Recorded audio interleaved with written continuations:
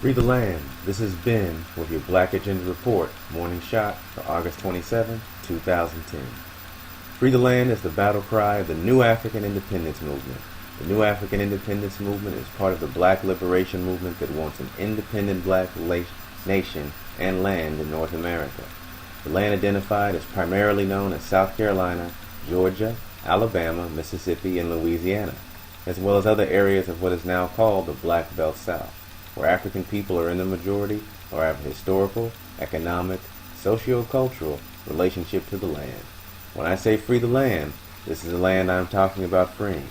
And in the historic Black Belt today, an article in the August 25th edition of the New Orleans Times-Picayune reports, in the chaotic days after Hurricane Katrina, an order circulated among the New Orleans police authorizing officers to shoot looters, according to present and former members of the New Orleans Police Department.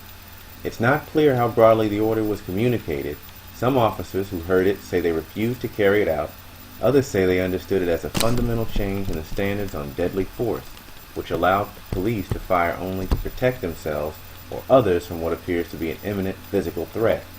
The accounts of orders to, quote, shoot looters, or take back the city, or, quote, do what you have to do, end quote, are fragmentary. Ray Nagin, the Negro mayor, said in a televised interview days after the storm that there had been rapes and murders among the people taking shelter in the Superdome, a claim that turned out to be untrue. Police Superintendent Eddie Compass made similar statements. Soon after, Nagin gave a radio interview in which he said he made similar statements in which he had called for martial law.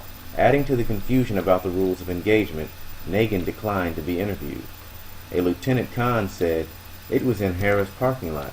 We were having our morning meeting. The captains and the lieutenants were there. And Warren Riley, the second in command, said it's time to take back the city. I'm giving you instructions to tell your men to shoot all looters." It must be remembered that all this occurred under a black mayor. In the late 1960s, a wave of black mayors was swept into office, and of course, there is the recent presidency of Barack Obama.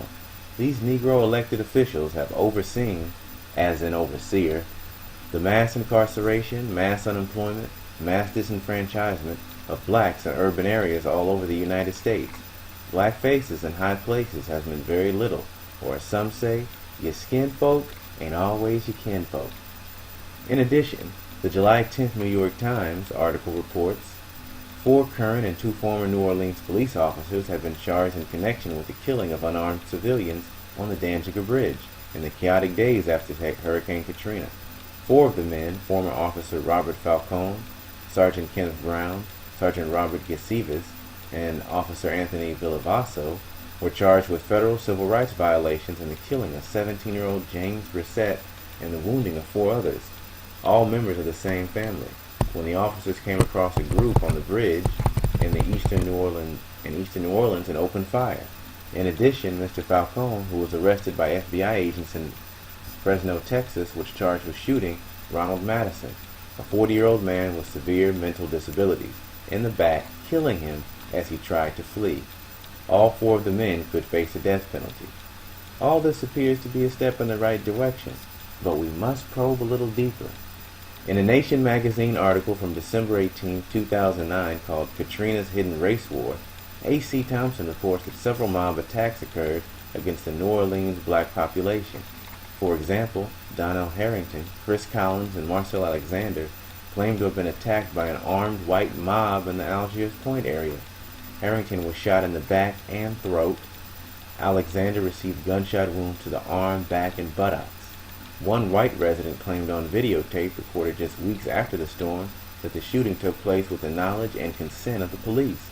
When he talked to the reporter, he made the same assertion. Quote, "The police said if they're breaking in your property, do what you gotta do and leave them on the side of the road." Harrington, Alexander, and Collins are the only victims so far to tell their stories, but they certainly weren't the only ones attacked in or around the Algiers Point.